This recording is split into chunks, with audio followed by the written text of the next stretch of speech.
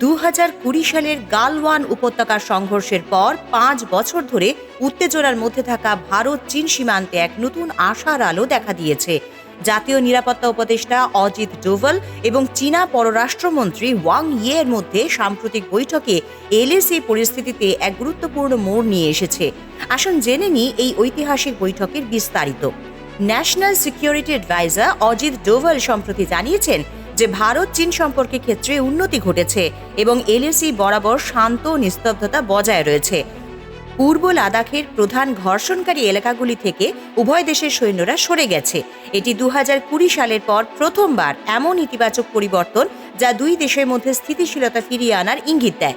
গত 18 এবং 19 আগস্ট 2025 তারিখে নিউ দিল্লিতে অনুষ্ঠিত হয় 24তম স্পেশাল রিপ্রেজেন্টেটিভস আলোচনা।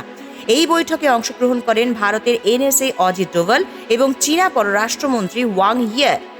2019 সালের পর থেকে এই ধরনের উচ্চ পর্যায়ের আলোচনা হয়নি, যা গত 8 মাসে দ্বিতীয়বার অনুষ্ঠিত হলো।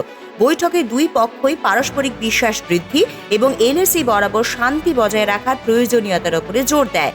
ডোভাল এই বৈঠকে স্পষ্ট করেন যে ভারত চীন সম্পর্কে এক ঊর্ধ্বমুখী প্রবণতা লক্ষ্য করা যাচ্ছে। এই বৈঠকের ফলস্বরূপ কয়েকটি যুগান্তকারী সিদ্ধান্ত গৃহীত হয়। 1. দুই দেশের মধ্যে সরাসরি ফ্লাইট সার্ভিস পুনরায় শুরু হবে, যা 2020 সালের পর থেকে বন্ধ ছিল। 2. ব্যবসা বাণিজ্য ও পর্যটনের জন্য ভিসা প্রক্রিয়া সহজ করা হবে। 3.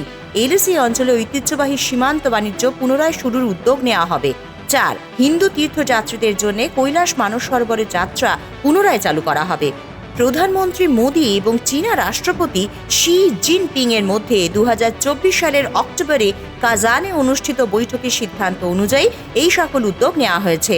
দুই পক্ষই পারস্পরিক সম্মান ও সংবেদনশীলতার ভিত্তিতে সম্পর্ক এগিয়ে নিয়ে যাওয়ার প্রতিশ্রুতি দিয়েছে।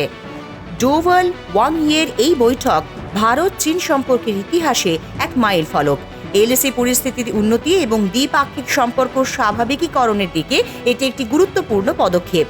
যদিও সীমান্ত বিরোধের স্থায়ী সমাধান এখনো বাকি, তবে শান্তি ও স্থিতিশীলতার দিকে এই অগ্রগতি দুই দেশের জনগণ এবং পুরো এশিয়া প্রশান্ত মহাসাগরীয় অঞ্চলের জন্য আশাব্যঞ্জক। আগামী দিনগুলিতে এই ইতিবাচক গতিধারা বজায় রাখতে পারলে ভারত চীন সম্পর্কে এক নতুন অধ্যায়ের সূচনা হতে পারে।